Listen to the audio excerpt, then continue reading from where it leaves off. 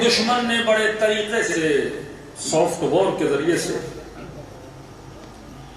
ذرائع میں نے بتایا یہ جھوٹ بولتے ہیں، الزام تراشی کرتے ہیں، انگلش میں کہتے ہیں پروپیگنڈا کرتے ہیں، ایک چیز کو خراب چیز کو اچھا بیان کرنا، اچھی چیز کو برا بیان کرنا، یہ ان کا کمال ہے۔ لیکن ان کے ذرائع کیا ہیں؟ کسی کا گلا کاٹنا ہو تو چھری کی ضرورت پڑتی ہے، کسی کو مارنا ہو تو گولی کی ضرورت پڑتی ہے، کسی جگہ کو تباہ کرنا ہو تو بم کی ضرورت پڑتی ہے۔ لیکن سافٹ وار میں گولی نہیں چلتی، سافٹ وار میں گلوں کو چھری سے نہیں کاٹا جاتا، سافٹ وار میں انسان کے وجود کو گولیوں سے چھلنی نہیں کیا جاتا۔ ان کا سب سے بڑا ہتھیار ہے media, media, T V, cinema, films, books, print media, کہ ان ہتھیاروں کے ذریعے سے امام فرماتے ہیں کہ پہلی غلامی وہ ہے کہ اگر کسی کو غلام بنانا ہے اس کے ہاتھوں میں زنجیریں باندھو۔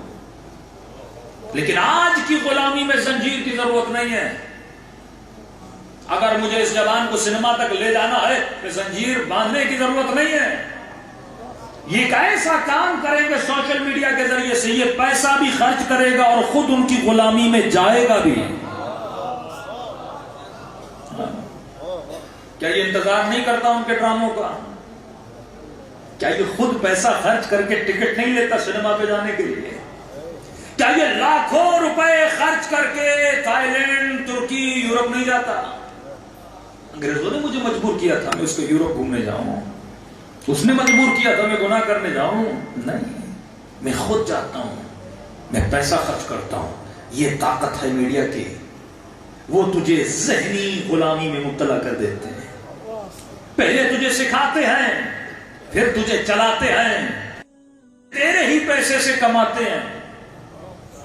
اس سے بڑی طاقت، اس سے بڑا حربہ دیکھیے، ایسا پروپیگنڈا کہ ایک 18 سال کا جوان اپنے وجود میں بم باندھتا ہے اور خود کو قلندر پہ آ کے اڑا دیتا ہے۔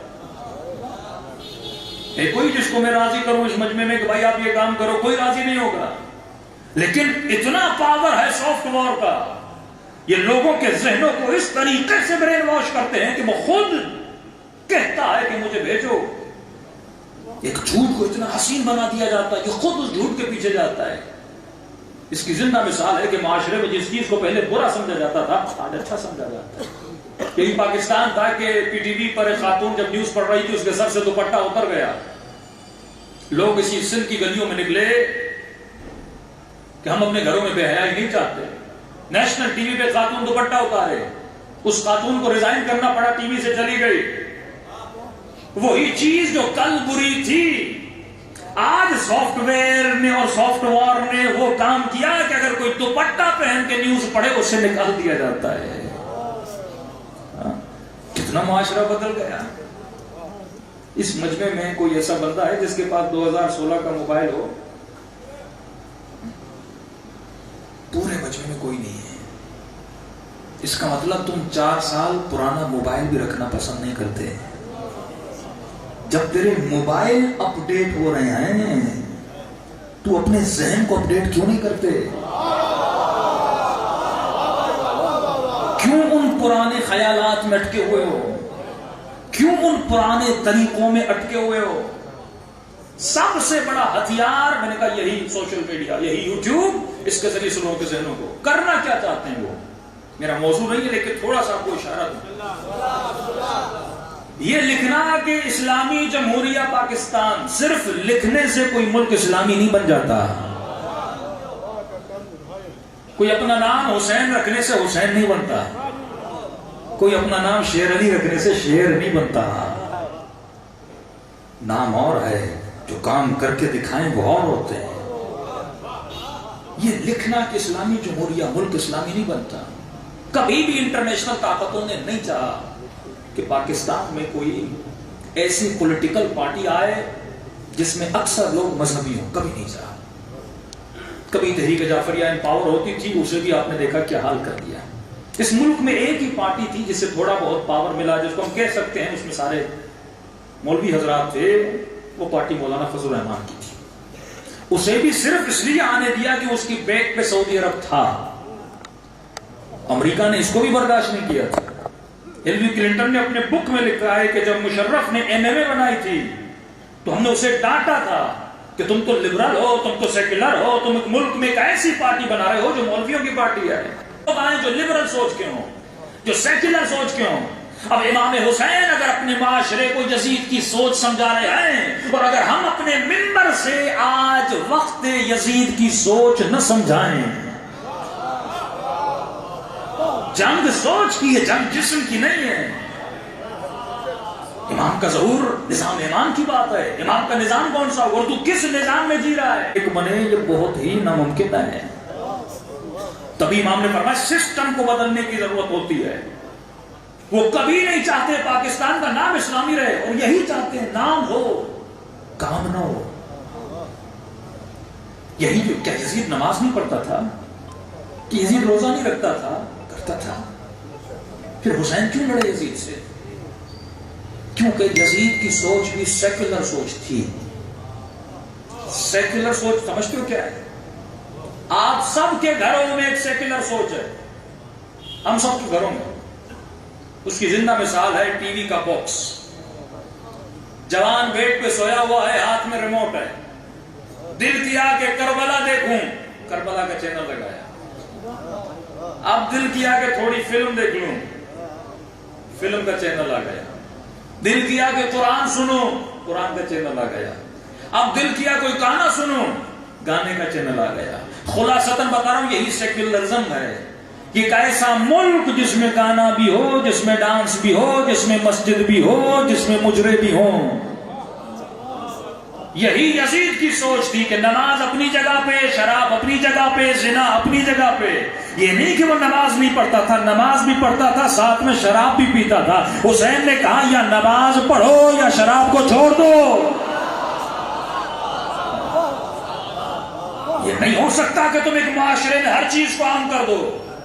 دبئی کا نظام سیکولر نظام ہے، وہاں مندر بھی ملے گا، وہاں مسجد بھی ملے گی، وہاں کلیسا بھی ملے گا، وہاں پہ عریانی اور فحاشی بھی ملے گی۔ یعنی آزاد ہے انسان، اس کے من میں جو آئے کرے، جب دل کرے قرآن پڑھے، جب دل کرے شیطان کا نام لے، جب دل کرے علی علی کرے، اور جب دل کرے تو شیطان شیطان کرے۔ نہیں، یہ سوچ حسین کی سوچ نہیں ہے۔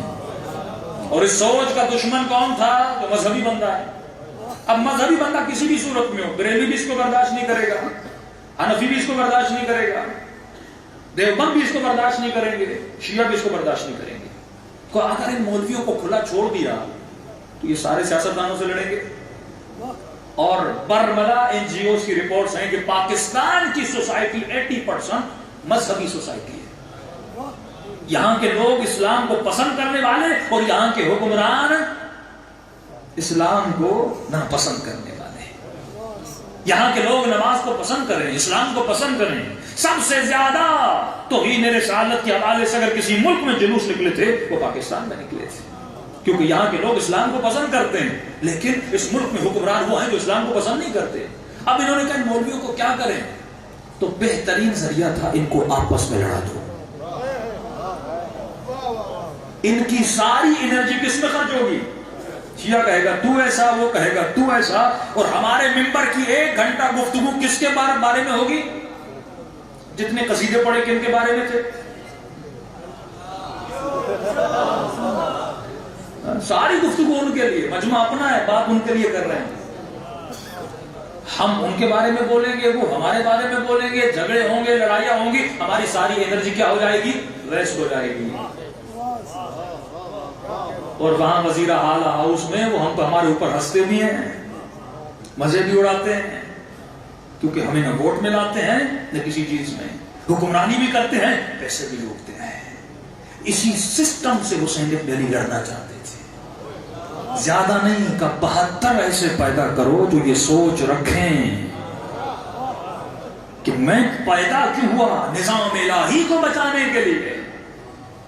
اور انہی مولویوں کو یہ عقل نہیں تھی۔ قومی اسمبلی سے قانون پاس ہوا توہین رسالت کا، قانون پاس ہوا توہین صحابہ، توہین اہل بیت کا، بہت اچھے قانون ہیں، لیکن آج مسلمان ذرا عقل کے ناخن اور مجھے یہ بتائے، اصحاب کی توہین کوئی کرے یہ گناہ بڑا ہے یا اللہ کی کوئی توہین کرے؟ اہل بیت کی کوئی توہین کرے یہ بڑا گناہ ہے، یا پروردگار عالم کی کوئی توہین کرے یہ بڑا گناہ ہے؟ اگر کوئی چھوٹے سے صحابی کو انڈائریکٹلی بھی کوئی کچھ بول دیتا ہے تو ایف آئی آر کٹ جاتی ہے، لیکن اسی ملک میں برملا سیاستدان شراب پیتے ہیں۔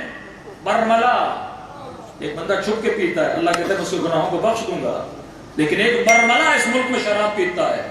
ڈانس کی پارٹیز ہوتی ہیں اس ملک میں، ایسے گانے بنتے ہیں جس میں اوریانی ہوتی ہے، جس میں بدحجابی ہوتی ہے، اللہ اعلان معاشرے میں فحاشی کو پھیلایا جاتا ہے۔ کیا یہ خدا کی توہین نہیں ہے؟ کیا یہ قرآن کی توہین نہیں ہے؟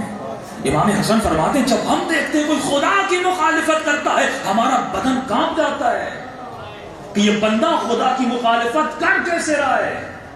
اور اسی ملک میں اللہ کی نافرمانی ہو، کوئی قانون نہیں ہے کوئی اللہ کی، کیونکہ ہم نے کچھ اپنی شخصیات کو بت بنا دیا ہے۔